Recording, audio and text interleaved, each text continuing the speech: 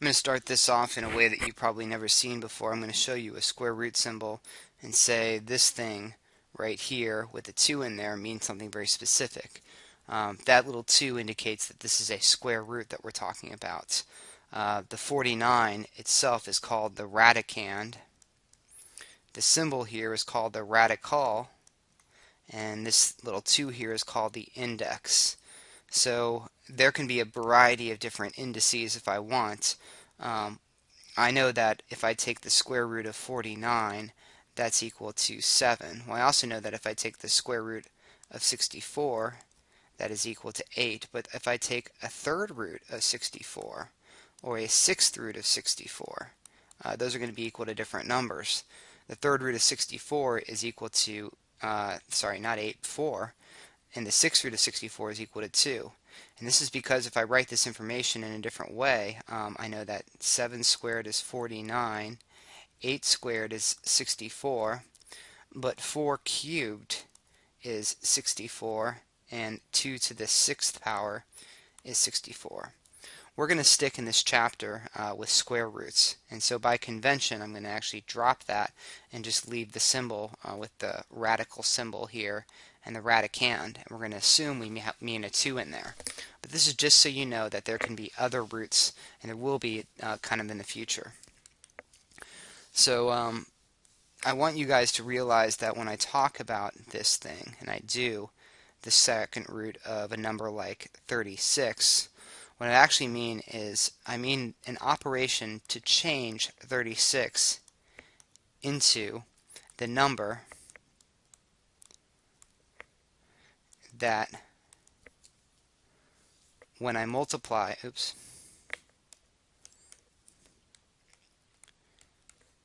so change it into the number that when I multiply by itself 2 times, I get 36. So if I do that, that number is 6. That number is obviously 6. But I want you to know that there is more than one square root. And that is really, really important to know because these square roots have different names. There's more than one square root of, for example, 36. There's actually more than one square root of every positive number. But the first square root we call the principal, P-A-L, square root, the principal square root, or the positive square root. The principal or the positive square root, and that number is 6. But there's another one that's called the negative square root, and that number is negative 6. So if I kind of look at some examples that I've already entered in the calculator, specifically right here I've got 7 squared is 49, but negative 7 squared is also 49. Now that is different than right here where I have negative 7 squared. If I write it like that, what I'm actually saying is do 7 squared first and then make it negative. So the first two here, this is the positive square root. 7 is a positive square root and negative 7 is a negative square root. Both are square roots of 49. Some other little facts about square roots, just so you remember, the square root of 0 is 0, as is the negative square root of 0. The square root of 1 is 1, and the negative square root of 1 is negative 1. There is no square root plus or minus of negative 1. This is not real, and that will be dealt with next year. So let's do some examples just so we can kind of get this going. If I have the square root of 900, now some people really like to break this up and not think what is the number that when I multiply by itself I get 900. A lot of people want to say, well, that's the same thing as 9 times 100. And in fact we have this rule that if I have the square root of a times the square root of b, that's the square root of ab, and that's going to help us with this. I can actually break that up into the square root of 9 times the square root of 100 and get two separate things. This is 3 times 10, which is 30. And if I check, I know that 30 times 30 is 900, so that works. Our second example is to take a larger square root of 1,296. Now I may not know what 1 square root of 1,296 is, but I don't have to. All I need to know is that this is an even number and it's going to be a perfect square because the section is called rational square roots. That means everything's a perfect square. So logically, if it divides 2, it's got to divide another 2. It actually has to be divisible by 4. Otherwise, I lied to you and said it wasn't a perfect square. So if it divides 4, that gives me 300 and let's see, 324. So I get 4 and 324. Well, 324 is also divisible by 4. Let's just break that down a little further. 81, which means that this can be expressed as 4 times 81. If I take all those square roots, I get 2 times 9, which is 36. And in fact, 36 squared is 1,296. Number 3, I can try a simple fraction, the square root of 1/4, and just know that that's the square root of 1 over the square root of 4, because if I have this other rule that's kind of similar to the one before, if I take the square root of a fraction, that's the same thing as the square root of its numerator over the square root of its denominator. Square root of 1 over the square root of 4 is 1/2. Let's do another one. I'm just going to do a simple little example here, square root of x squared plus y squared. I want you to know that that is not x plus y. That is actually simplified the way it is. So you can't touch that. The plus sign ruins everything, as we always used to say. Let's take the negative square root of 64 over 81. And I can just the square root each part. That's 8/9. I know this is really easy.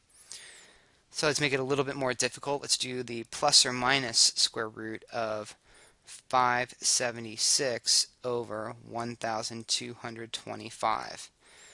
I invite you to pause the video and try this on your own, and please do this without a calculator. That's cheating, and you need to be able to do this without a calculator.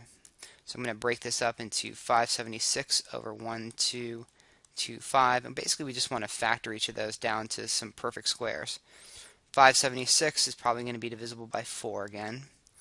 So if I go 4 and I get 100, let's see, 144.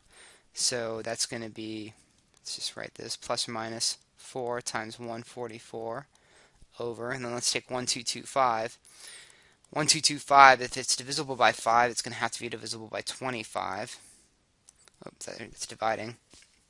So 25 into 122 is 4, and then that leaves me with 225, and 25 into 225 is 9. So I get 25 times 49, and then just simplify each of those. Square root of 4 is 2, square root of 144 is 12, square root of 25 is 5, and the square root of 49 is 7. And so I get plus or minus 24/35. Another example, we can do a decimal. I can take the square root of 0.09. Now the easiest way to do this is just to change it into a fraction. That is 9/100ths, as you can remember from when you studied decimals all those years ago. 0.009 meant not 9/10ths, but it meant 9/100ths. That's the same thing as the square root of 9 over the square root of 100, which is 3/10ths.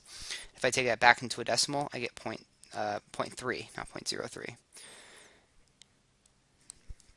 Similarly, if I take the square root of 2.25, maybe an easy way to deal with that would actually be to change that to 2 1/4 or 9/4, whose square root is 3/2, which can then change back into 1.5. Or some of you may have realized that the square root of 225 is 15, and that's the same thing as what we saw here. There are some very common squares and square roots you'll want to know.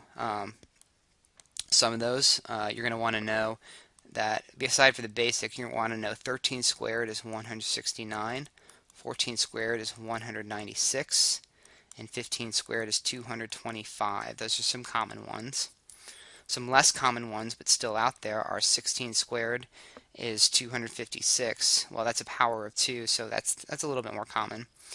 17 squared is a biggie because 17 is prime, so you sort of need to be able to recognize 289 as just being 17 times 17.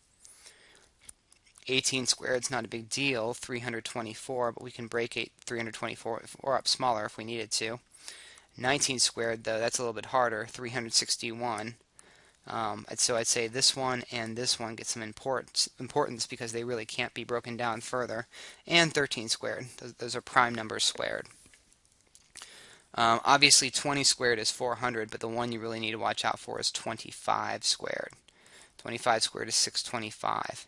And while that can be factored and you see that's divisible by 25, just being able to recognize it as a perfect square will save you some time. So that's it.